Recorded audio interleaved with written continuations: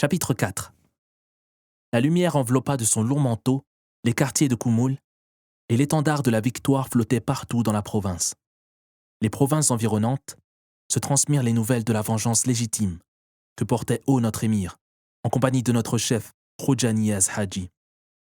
Bien que j'ai personnellement participé avec force à cette vague de vengeance pour ma religion et ma patrie, j'avais le sentiment que la bataille cruciale n'avait pas encore commencé. Les Chinois ne laisseraient pas cette affaire sans suite. Ils engageraient des représailles et provoqueraient sauvagement une effusion de sang sur notre verte terre. Je me trouvais en train de penser à la vie et à la mort. Si toute chose a une fin, pourquoi alors craindre de rencontrer Allah? Si les martyrs sont destinés au paradis, pourquoi hésiter à entrer dans le champ de bataille et à affronter hardiment la mort? Nos savants disaient dans les mosquées et dans leurs discours que nous étions la meilleure communauté qui ait été suscitée pour les hommes. Je considérais la manière dont les Chinois nous maintenaient sous leur domination, ainsi que les Russes avec nos frères du Turkestan occidental, et je sentais que nous étions devenus une communauté résignée, écrasée par l'humiliation, et dont les pas étaient alourdis par ce méprisable carcan.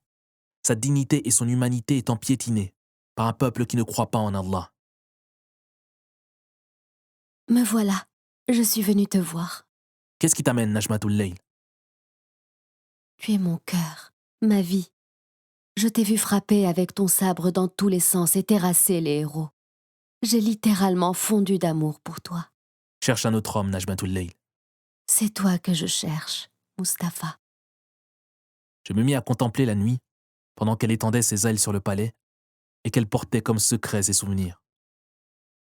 La nuit, Najmatul Layl, porte d'affreux secrets. C'est une belle nuit, une nuit idéale pour les amoureux. Je n'y voyais que des batailles et des luttes sanglantes. Elle s'approcha de moi et prit ma main froide. Elle murmura. Derrière nous, il y a le jardin du palais. Un parfum suave se dégage de ses fleurs. Avant, je pensais au mariage, car je n'avais pas trouvé une mission de grande valeur qui me corresponde. Et aujourd'hui, Mustapha Hadrat, La félicité de l'âme est attachée au ciel, au djihad majeur. cela ne t'empêche pas de m'inclure dans ton projet. Tu peux tout à fait lutter et faire des enfants. Najmatul Layl, ce n'est pas cette nuit que nous lirons nos destinées. Quand alors? Allah seul le sait. Soudain, elle me heurta par une franchise inhabituelle, en me disant d'un ton colérique. Qui êtes-vous? Pensez-vous être capable de vaincre des millions de Chinois? Marions-nous et quittons ce pays. Je ris avec amertume, en pressant nerveusement sa petite main, et je m'écriai. Dans quel pays pourrions-nous trouver la joie de vivre? L'épidémie arrive de l'Orient. La mort rouge, le communisme, nous menace de l'Occident, et nous sommes pris en tenaille entre les deux, ne sachant que faire. C'est ici que nous vivons, et c'est ici que nous mourrons. Il retira sa main de la mienne et me dit. Tu vis avec un cœur mort avant même de mourir. Je vis concentré sur la bataille. La guerre, Mustapha, n'arrête pas tout. Regarde, les fleurs continuent de germer et de s'épanouir. Les femmes continuent de tomber enceintes et de donner naissance à des enfants.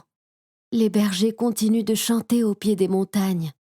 Les gens continuent de semer et de moissonner, tandis que tu es, toi, comme un moine qui a fait de l'idée de la guerre l'ermitage dans lequel il s'est cloîtré. Ces mots étaient forts et touchants. Ils s'égrenaient avec sincérité. Ils s'en dégageaient l'odeur suave d'une vie trépidante. Des perles de sueur se mirent à couler de mon front. Mes nerfs tendus se relâchèrent petit à petit. Mes yeux contemplaient les pieds des montagnes, baignés de la lumière argentée de la pleine lune. Je respirais à plein poumon cet air frais et pur, puis je soupirais. Je t'aime, Najmatul Layl. Oui, mais quand allons-nous nous marier? Ce sera plus tôt que tu l'imagines. J'entendis soudain du bruit, le galop de chevaux et le crissement de roues, en plus de sons de voix différents. J'aperçus des silhouettes bouger ici et là. Je savais qu'une réunion devait être organisée dans le palais pour étudier les événements en cours et voir quelles pouvaient être les représailles de l'ennemi qui s'annonçaient inévitablement terribles. Il faut que tu partes tout de suite, Najmatul Layl. Je la regardais s'éloigner dans l'obscurité, telle une ombre subtile, ressemblant à celle des anges. Ses yeux verts brillaient comme deux émeraudes. Son visage blanc débordait de vitalité et de beauté, et rayonnait quand elle souriait. Son image demeura gravée dans mon cœur et mon âme, bien qu'elle disparût en s'engouffrant par l'une des portes attenantes au palais. Une grande réunion eut lieu dans le palais de l'émir de Koumoul. Une élite composée de savants, de penseurs et de chefs militaires y était présente. Parmi les participants, il y avait aussi des représentants des autres provinces appartenant au Turkestan oriental. L'émir de Koumoul prononça le discours d'ouverture en expliquant que la bataille qui eut lieu la veille n'avait pu être évitée. Le peuple turkestanais, et pas seulement Koumoul, ne pouvait pas tolérer de voir les préceptes de sa religion musulmane piétinés. Le gouverneur chinois refusait de revenir sur les lois qu'il avait promulguées. Il ne pouvait y avoir d'autre issue que le choc qui s'était produit. Certains, peut-être, considéraient que l'initiative que nous avions prise était une folle aventure, parce que nous n'en avions pas mesuré les fâcheuses conséquences qu'elles allaient induire. Mais qu'avions-nous comme autre choix, si ce n'est la soumission? Notre soumission passée a eu sur nous de terribles conséquences. Le vaincu, en effet, ne connaît plus de limites dans les concessions qu'il consent. Il fallait alors nécessairement frapper fort, sans se soucier des conséquences. Un des intervenants fit un commentaire dont on pouvait deviner qu'il considérait que ce qui s'était passé était une grave erreur. Il expliqua que le Turkestan ne possédait pas de force capable d'affronter la force de la Chine. Le Turkestan, qui ne compte que 8 millions d'habitants, ne peut pas résister à la Chine, dont la population dépasse les 400 millions. L'intervenant proposa ensuite d'envoyer une délégation au chef suprême de la Chine et d'engager avec lui des pourparlers de paix, dans l'espoir qu'il allège les mesures coercitives imposées aux populations turkestanaises et qu'il abroge les lois injustes qui s'opposent à notre religion et portent atteinte à notre honneur. Ainsi, ce que nous ne pouvions pas obtenir par la guerre, nous pourrions l'obtenir par la voie diplomatique. Je parle des pourparlers. Cette proposition reçut un accueil favorable de certains hommes politiques présents à la réunion. Khoja Niyaz Haji fit un signe de la main pour intervenir, puis dit d'un ton colérique: « Écoutez, messieurs, si vous envoyez une délégation, vous n'aurez en retour que les nouvelles de leur égorgement, comme on égorge des brebis. Les Chinois ne nous pardonneront pas ce que nous avons fait à leurs hommes à Koumoul. À mon avis, nous n'avons d'autre solution que la guerre. Nous perdons vainement notre temps si nous nous mettons à chercher une solution pacifique à la crise. Les Chinois n'oublieront pas le sang des leurs. Ils deviendront cruels, sanguinaires et rancuniers sans aucune raison. Que dire alors que nous avons massacré ici de leurs chefs et enfoui sous terre leurs officiers et leurs soldats? » Il se dressa tout droit et dit d'une voix haute: « Je vous ai entendu parler des 400 millions de Chinois, comme si vous aviez assisté à cette assemblée, en tant que délégation représentant la Chine, et non pas en tant que combattants musulmans. Si vous deviez évaluer les armées en fonction de leur nombre, je jure par Allah que l'islam ne se serait répandu, et l'étendard d'Allah n'aurait jamais été hissé haut si les premiers musulmans avaient pensé comme vous. J'ai l'impression que vous ne récitez pas la parole suivante d'Allah le Très-Haut, que de fois un petit nombre de combattants vainquit un grand nombre avec la permission d'Allah. Pour imposer à nos adversaires le respect de notre religion, nous devons, nous, les musulmans, faire du Coran notre guide. Le Coran garantit notre bien-être dans ce monde et dans l'au-delà.